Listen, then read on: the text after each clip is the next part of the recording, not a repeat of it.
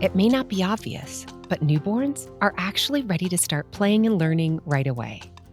The Baby Sensory Mini Kit is designed to introduce your baby to textures, visuals, and sounds that support sensory development.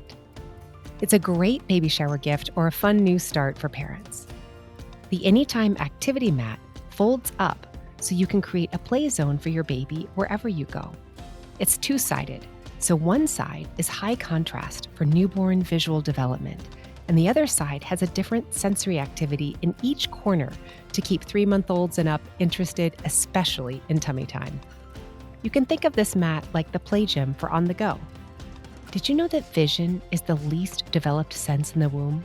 The high-contrast wooden book supports your baby's visual development and is a great way to start talking to your baby.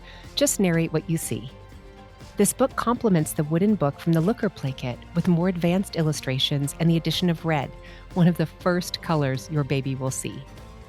The black and white wall decals are so helpful for diaper changes.